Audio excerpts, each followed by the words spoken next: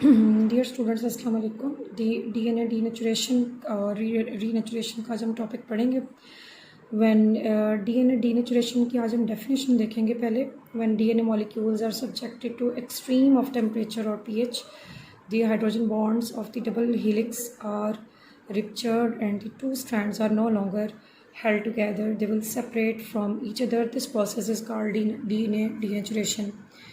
अगर हमारे पास डीएनए का कोई मॉलिक्यूल हो या डीएनए का स्ट्रैंड हो और उसको हम जो है वो एक्सट्रीम टेम्परेचर पे ले जा के उसको हम एक्सट्रीम टेम्परेचर दें और उसकी पीएच भी चेंज कर दें, तो हमारे पास क्या हो जाएगा कि हमारे पास जो डबल हेलिक्स का जो स्ट्रक्चर है उसके जो हाइड्रोजन बॉन्ड्स हैं वो रिप्चर हो जाएंगे और दोनों स्ट्रैंड जो होंगे यानी कि 5 प्राइम टू 3 प्राइम और 3 प्राइम टू 5 प्राइम जो हैं वो दोनों स्ट्रैंड जो हैं इकट्ठे नहीं रह सकेंगे और वो एक दूसरे से सेपरेट हो जाएंगे।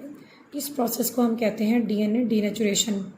इसमें हमारे पास डीएनए डीनेचुरेशन के अंदर हमारे पास 2 फैक्टर्स इन्वॉल्व हैं। सबसे पहले जो है हमारे पास हम देखेंगे कि हमारे पास मेल्टिंग टेम्परेचर है। मेल्टिंग टेम्परेचर में हम देखते हैं, मेल्टिंग टेम्परेचर को हम डिनोट करते हैं टीएम से, ठीक है। इसमें हम देखेंगे in which temperature DNA becomes denatured, the temperature is called melting temperature and it is denoted by TM. Melting temperature जो है वो टेम्परेचर होगा जिस टेम्परेचर पे जो है वो डीएनए जो है वो मेल्ट होना स्टार्ट हो जाएगा और उसके दोनों स्ट्रैंड्स जो हैं वो सेपरेट हो जाएंगे। उस टेम्परेचर को हम कहेंगे मेल्टिंग टेम्परेचर और उसको हम डिनोट करेंगे टीएम से। अच्छा, अब इसमें हमारे पास हम देखेंगे डीनेचुरेशन फैक्टर है। डीनेचुरेशन फैक्टर्स के अंदर हम देखेंगे कि GC content of DNA, there are 3 hydrogen bonds involved in the GC pairs and only 2 in the AT base pairs. अब आपको पता है कि जीसी और एटी ये 2 हमारे पास बेस पेयर्स हैं जो कि नाइट्रोजन बेसिस हैं जो कि डीएनए में इन्वॉल्व होती हैं, यानी एडेनिन, गवानीन, साइटोसिन और थायामीन, ठीक है।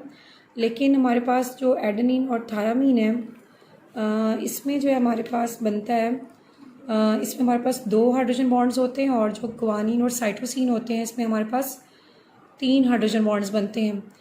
और डेफिनेटली जो 3 हाइड्रोजन बॉन्ड वाला जो बेस होगी यानी जीसी और साइटोसिन होगी, इसको ब्रेक करना ज़्यादा मुश्किल होगा, ठीक है। तो जैसे ही टेम्परेचर जो है वो हाई होता है तो सबसे पहले जो है हमारे पास जो एटी के बेस पेयर्स होते हैं वो टूटना शुरू हो जाते हैं, ठीक है। लेकिन अगर हम ज़्यादा टेम्परेचर नहीं दे पाते तो क्या होगा कि हमारे पास पार्शियल डीनेचुरेशन होगी, यानी जिस जगह पे एटी यानी हमारे पास एडेनिन थायामीन के जो है वो बेस नाइट्रोजन बेसिस लगी हुई होंगी जिस स्ट्रैंड के ऊपर, तो वहाँ से स्ट्रैंड जो है वो टूटना शुरू हो जाएगा।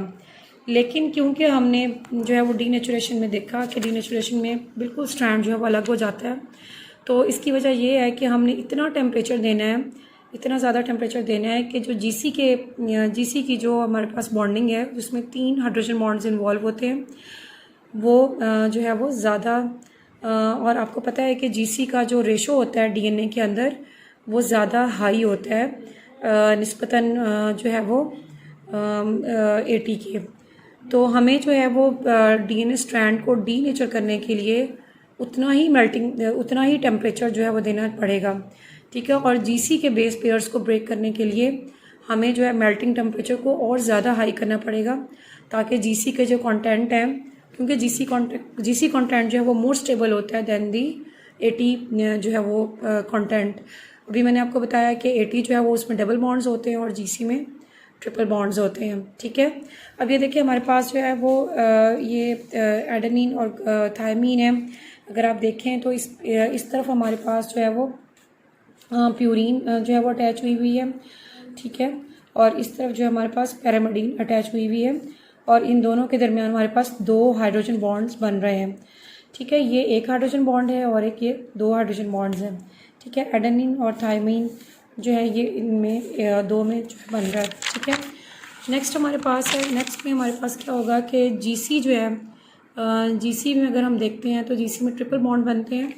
जीसी के एक तरफ जो है वो प्यूरीन होगी, डबल जो कि डबल रिंग जिसमें मौजूद होता है, और एक तरफ जो है वो पैरामीडीन होगी, और दरमियान में हमारे पास ये 3 बॉन्ड बनाएगा, 1, 2 और 3। तो ये हमारे पास 3 बॉन्ड बन रहे हैं, ग्वानिन और साइटोसिन। ठीक है, तो इसको ग्वानिन और साइटोसिन जो है ये मोर स्टेबल होता है, और ये तकरीबन ये ज़्यादा, अगर डीएनए में इसकी जीसी की रेशियो जो है वो ज़्यादा है, तो हमें जो है वो उसको टेम्परेचर को बहुत ज़्यादा हाई करना पड़ेगा, और हाई करने के बाद जो जीसी वाला जो कंटेंट है वो ब्रेक होना शुरू हो जाएगा, और आपका जो डीनेचुरेशन में क्या होगा कि एक स्ट्रैंड जो है वो बिल्कुल अलग हो जाएगा। तो इस प्रोसेस को हम जो है वो डीनेचुरेशन कहते हैं। ठीक है, नेक्स्ट हमारे पास होगा कि नेचर ऑफ द सॉल्वेंट, के सॉल्वेंट की जो हमारे पास नेचर है वो कैसी होगी। अगर सॉल्वेंट की नेचर जो है वो लो कंसनट्रेशन होगी, इन लो कंसनट्रेशन ऑफ काउंटर आइन denaturation occurs at relatively low temperature, यानी कि अगर हमारे पास सॉल्वेंट जो है वो लो कंसनट्रेशन में है तो हमें बहुत कम टेम्परेचर की ज़रूरत होगी जो है वो डीनेचुरेशन के लिए, और अगर हमारे पास हाई कंसनट्रेशन है सॉल्वेंट की तो हमें जो है वो मेल्टिंग टेम्परेचर को जो है वो यानी कि जिस पॉइंट पे होना है मेल्टिंग टेम्परेचर, उसको हमें रेज़ करना पड़ेगा, यानी कि और ज़्यादा हमें टेम्परेचर को हाई करना पड़ेगा। ठीक है, अब हमारे पास इसमें एक और फैक्टर भी होता है, उसमें होता है कि पीएच जो है वो हमें, अगर जिस सॉल्यूशन के अंदर डीएनए का मॉलिक्यूल मौजूद होगा, अगर हम उस सॉल्यूशन की पीएच को चेंज कर दें तो उस पीएच को चेंज करने से भी क्या होगा कि हमारे पास जो है वो डीनेचुरेशन जो है वो हो जाएगी, यानी दोनों स्ट्रैंड जो है वो अलग हो जाएंगे। अच्छा, उसके बाद हमारे पास है रीनेचुरेशन। रीनेचुरेशन कहते हैं if the factors responsible for denaturation are removed, the separated DNA strands become reunited, this is called renaturation. वो कहता है कि अगर हम उन फैक्टर्स को जो कि डीनेचुरेशन करने के लिए रिस्पॉन्सिबल हैं, अगर हम उनको रिमूव कर दें तो हमारे पास जो सेपरेटेड डीएनए स्ट्रैंड्स होंगे वो दोबारा से रीयूनाइट होना शुरू हो जाएंगे, और इस प्रोसेस को हम कहेंगे रीनेचुरेशन। ठीक है, अच्छा, अब हमारे पास जो है ये हमारे पास डबल स्ट्रैंड है, डीएनए का डबल स्ट्रैंड है। अगर हम इसको हीट प्रोवाइड करेंगे तो हीट प्रोवाइड करने से क्या होगा कि ये डीनेचुरेशन हो जाएगी, और ये हमारे पास दोनों स्ट्रैंड्स जो हैं वो अलग हो जाएंगे।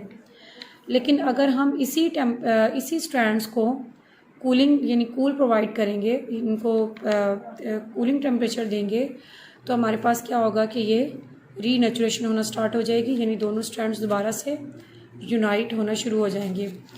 ठीक है, अब आगे हम इनके कुछ डिफरेंसेस देखते हैं। डिफरेंसेस में हमारे पास आता है डीनेचुरेशन और renaturation of DNA. Denaturation of DNA में हम देखेंगे, वो कहता है कि double strand of DNA are converted to single standard. ठीक है, और denaturation single strand of DNA which are complementary from double bonds. ठीक है, कहते हैं कि डबल स्ट्रैंड में क्या होता है, डीनेचुरेशन में क्या होता है कि डबल स्ट्रैंड जो है वो सिंगल स्ट्रैंड में कन्वर्ट हो जाते हैं, लेकिन जैसे ही रीनेचुरेशन होती है तो वही डीनेचर जो सिंगल स्ट्रैंड है वो दोबारा से अपने कॉम्प्लीमेंट्री बेस पेयर्स के साथ जो है वो लिंक होकर दोबारा से डबल बॉन्ड्स बना लेते हैं। ठीक है, अच्छा, अब इसमें हमारे पास क्या होता है कि डीनेचुरेशन अकर्स ऑन हीटिंग, यानी डीनेचुरेशन जो होगी वो हीटिंग के ऊपर होगी, और रीनेचुरेशन होगी जो है वो हमारे पास कूलिंग के ऊपर होगी। ठीक है, यानी जब उनको हम उसको जैसे ही कूलिंग प्रोवाइड करेंगे तो और वो जो डीएनए है जो है वो दोबारा से रीयूनाइट होना शुरू हो जाएंगे।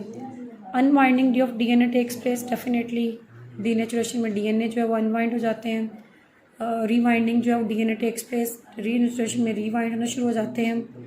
इन this process hydrogen bonds between complementary base pairs of 2 DNA strands are broken. तो इसमें क्या होता है कि हम इस प्रोसेस में जब हम जो 2 हाइड्रोजन बॉन्ड्स के दरमियान जो कॉम्प्लीमेंट्री बेस पेयर्स हैं, उन दोनों कॉम्प्लीमेंट्री बेसेस जो हैं वो अपने हाइड्रोजन बॉन्ड्स को ब्रेक कर लेती हैं, और दोनों स्ट्रैंड जो हैं वो अलग हो जाते हैं, यानी ब्रेक हो जाते हैं। अच्छा, उसके बाद हमारे पास है अगर हम रीनेचुरेशन में देखें, there is a formation of hydrogen bonds between complementary base pairs of 2 strands to double standard. कहता है कि इसमें क्या होगा कि हाइड्रोजन बॉन्ड्स जो हैं वो दोबारा से अपने कॉम्प्लीमेंट्री बेस पेयर्स के साथ जुड़ना शुरू हो जाएंगी, और जो है वो अपने आप को डबल स्टैंड के अंदर कन्वर्ट कर लेंगी। अच्छा, उसके बाद हमारे पास नेक्स्ट पॉइंट है the rate of UV absorbance 260 nanometre increase and rate of UV absorbance decrease. अच्छा, वो कहता है कि डीनेचुरेशन जो है वो ये हम यूवी लाइट के अंदर इसको बड़ी आसानी से देख सकते हैं। तो वो कहता है कि इसको इसकी जो एब्जॉर्बेंस होती है तकरीबन वो 260 नैनोमीटर तक होती है। हम इसको 260 नैनोमीटर के ऊपर जो है वो यूवी लाइट के अंदर देख सकते हैं। इसका रेट मतलब कितना होता है। और जो रीनेचुरेशन में क्या होता है कि जो हमारे पास यूवी एब्जॉर्बेंस का जो रेट होता है उसको हमें डिक्रीज़ करना होता है। अच्छा, उसके बाद नेक्स्ट जो हमारा लास्ट पॉइंट है वो है विस्कोसिटी डिक्रीज़ हो जाती है। जब डीनेचुरेशन होती है तो उसमें क्या होता है कि उसमें विस्कोसिटी जो है वो डिक्रीज़ हो जाती है, और दोबारा जब रीनेचुरेशन होती है तो उसमें विस्कोसिटी जो है वो इंक्रीज़ हो जाती है। अच्छा, अब इसमें हमारे पास एक और फैक्टर भी है कि हमने कूलिंग जो है वो किस तरह से प्रोवाइड करनी है उसको दोबारा रीनेचर होने के लिए। अगर हम उसको अचानक से बहुत ज़्यादा जो है वो कूलिंग प्रोवाइड करते हैं तो क्या होगा कि डीएनए स्ट्रैंड जो है वो उसको जो है वो अपने सही कॉम्प्लीमेंट्री बेसिस के साथ जाकर नहीं जुड़ पाएगा। लेकिन अगर हम आहिस्ता आहिस्ता कूलिंग उसको प्रोवाइड करते हैं तो क्या होगा कि डीएनए दोनों स्ट्रैंड्स जो है वो अपने कॉम्प्लीमेंट्री बेसिस के साथ उनको सही रिकग्नाइज करके उनके साथ जाकर जुड़ जाएंगे। ठीक है, तो ये हमारे पास डीनेचुरेशन एंड रीनेचुरेशन डीएनए का टॉपिक जो है वो कंप्लीट हो गया है।